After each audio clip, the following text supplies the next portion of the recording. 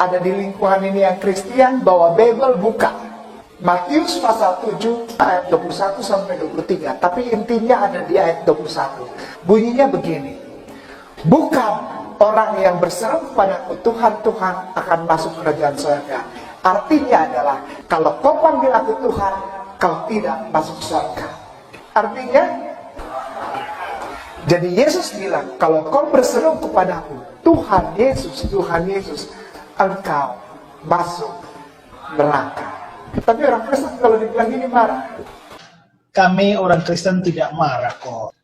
Cuma kami lucu saja dan juga prihatin. Karena ada ya mantan pendeta sebodoh ini. Bagi saya, apa yang Kainama katakan ini hanyalah pameran kebodohan. Pendeta Esra Soru menjawab telak Ustadz Kainama. Panggil Yesus Tuhan, tidak masuk surga, tetapi neraka. Benarkah demikian?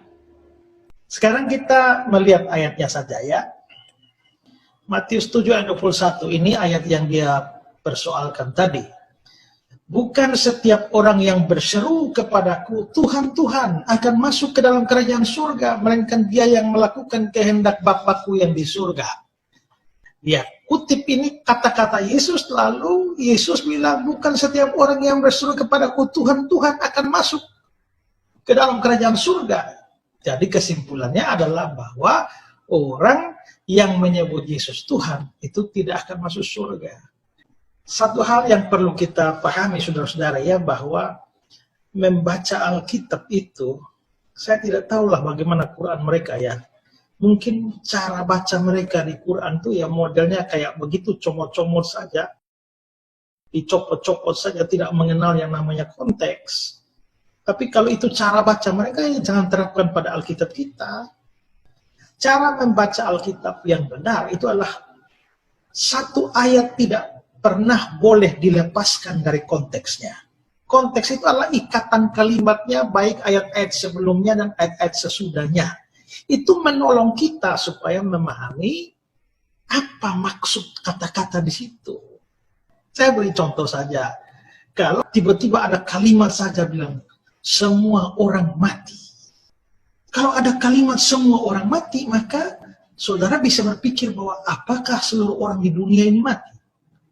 Tapi kalau ada konteksnya, misalnya dalam konteksnya ada kalimat yang berkata begini, bahwa pesawat yang berangkat dari Jakarta menuju ke Medan mengalami kecelakaan, terjun bebas ke laut, dan semua orang mati. Pada waktu saudara menghadapi kata-kata semua orang mati, saudara kan tahu bahwa ada konteksnya. Konteksnya adalah pesawat dari Jakarta ke Medan, berarti semua orang mati. Di situ tidak bisa diartikan semua orang di dunia ini, setiap individu di dunia ini, di 5 benua ini mati semua. Tidak. Konteksnya menentukan, dan karenanya semua orang mati di situ, maksudnya semua orang yang ada di pesawat itu. Nah, jadi konteks itu menentukan makna. Nah, yang model begini kan hanya ini pelajaran dasar di dalam sekolah teologi. Masuk tingkat 1 itu langsung dapat pelajaran hermeneutik sini.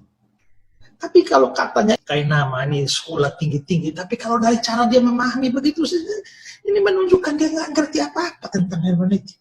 Dan itulah sebabnya dia bilang orang Kristen marah, nggak marah. Lucu dan prihatin. Menyedihkan bahwa ternyata cara menafsirmu hanya sejauh itu. Nah, sekarang saya akan menunjukkan bagaimana kita menafsirkan ayat itu dari konteksnya. Kembali ke Matius pasal 7, ini kan ayat yang dipersoalkan tadi, ayat 21. Kita mundur ke ayat 15. Waspadalah terhadap nabi-nabi palsu yang datang kepadamu dengan menyamar seperti domba, tetapi sesungguhnya mereka adalah serigala yang buas. Jadi di sini Yesus sedang menasihati para pengikutnya supaya waspada terhadap nabi palsu. Nabi palsu itu dia menyamar seperti domba. Dalam bahasa aslinya lebih tepat diterjemahkan bahwa dia memakai baju domba. Tapi sesungguhnya mereka adalah serigala yang buas. Jadi ini konteksnya tentang nabi palsu. Tampilannya, waduh, tulus seperti domba, tapi sesungguhnya mereka itu buas seperti serigala. Lalu bagaimana tahu untuk mendeteksi nabi-nabi palsu itu bagaimana? Yesus lalu bicara di ayat yang ke-16, dari buahnya lah kamu mengenal mereka.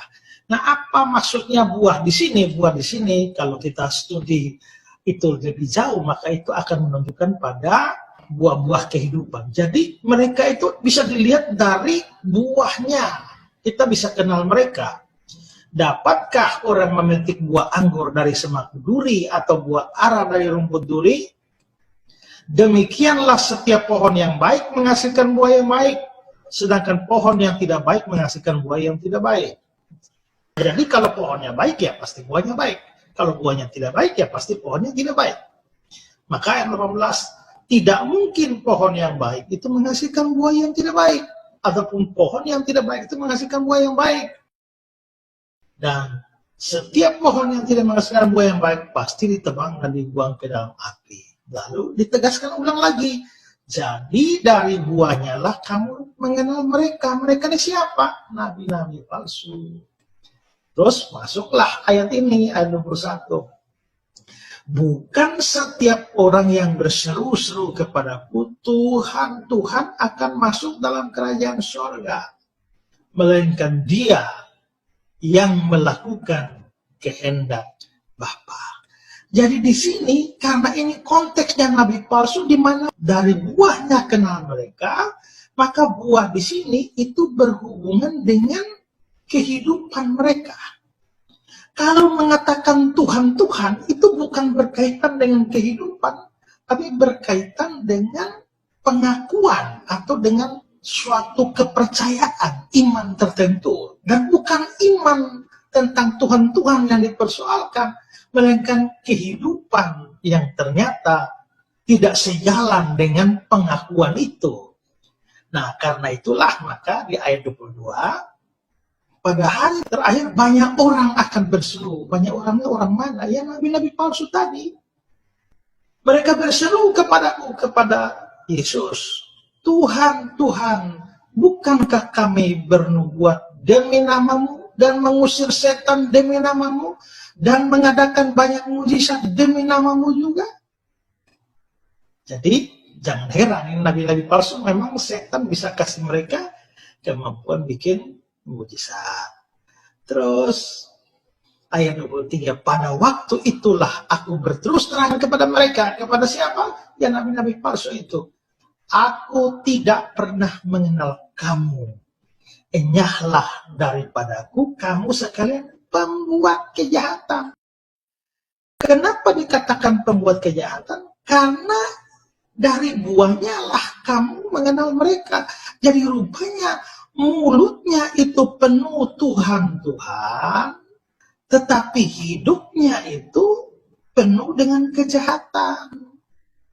Karena itulah maka pada waktu ayat 21 itu dikatakan, bukan setiap orang yang berseru kepadaku, Tuhan, Tuhan akan masuk kerajaan surga, belum titik ini, masih koma, melainkan mereka yang melakukan kehendak Bapakku yang di surga. Berarti persoalan dalam ayat 21 bukan persoalan pengakuan Yesus Tuhan. Persoalannya adalah bahwa pengakuan Yesus itu Tuhan tidak sejalan dengan kehidupan mereka, yaitu buah yang mereka hasilkan itu. Itu persoalannya. Karena itulah maka di ayat 23 menegur mereka atau mengatakan, enyahlah daripadaku kamu sekalian pembuat kejahatan. Nah, jadi disitulah kita lihat konteksnya begitu. Nah, tapi konteks yang di mana Yesus mempersoalkan kehidupan yang tidak sejalan dengan pengakuan, itu dianggap masalah pengakuan. Makanya dikatakan bahwa Yesus akan bilang bahwa orang yang menyebut dia Tuhan tidak masuk surga alias masuk neraka. Salah. Maksudnya adalah orang yang menyebut dia Tuhan, tapi hidupnya tidak sejalan dengan pengakuan itu, artinya Kalau dia beriman benar, pasti perbuatannya akan baik.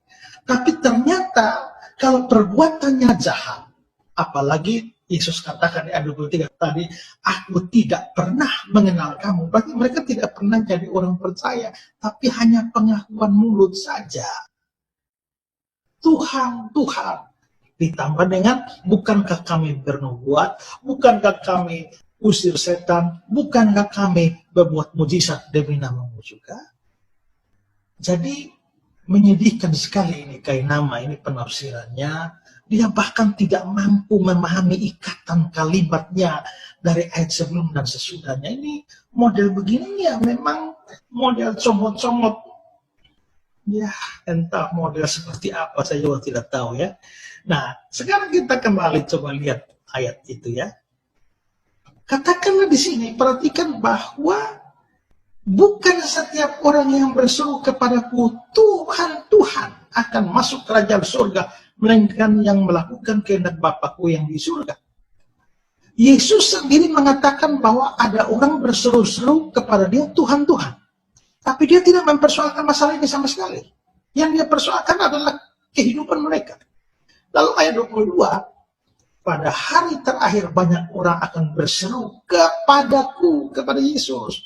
Tuhan, Tuhan, bukankah kami bernubuat demi namamu, mengusir setan demi namamu, mengadakan banyak mujizat demi namamu? Pada waktu itulah aku berterus terang kepada mereka. Ingat ya, mereka sudah mengatakan Yesus Tuhan, Tuhan. Yesus akan berterus terang kepada mereka. Kalau Yesus tidak mengakui dirinya Tuhan, maka dia akan berterus terang kepada mereka bahwa mereka salah mengatakan dia Tuhan. Tapi bukan itu yang Yesus persoalkan. Ya, aku akan berterus terang kepada mereka, aku tidak pernah mengenal kamu, inyalah kamu pembuat kejahatan. Jadi ini yang dipersoalkan oleh Yesus. Pembuat kejahatannya ini yang dipersoalkan oleh Yesus, bukan pengakuan bahwa Yesus itu Tuhan. Aduh, ini saya kadang-kadang itulah. Saya heran, kenapa mualaf ini kalau pindah dan ngomong itu ya, rasanya kok bodoh-bodoh ya. Memang kita harus bersyukur saudara-saudaranya bahwa mereka pindah. Makin kurang orang bodoh dalam kekristenan ini ya. Apalagi kalau bilang pendeta. Bayangkan kalau pendeta sebodoh ini, betapa memalukannya kekristenan, betapa memalukannya gereja kalau punya pendeta bodoh seperti itu. Jadi ya syukurlah mereka pergi ya, ngumpul aja di sana sudahlah.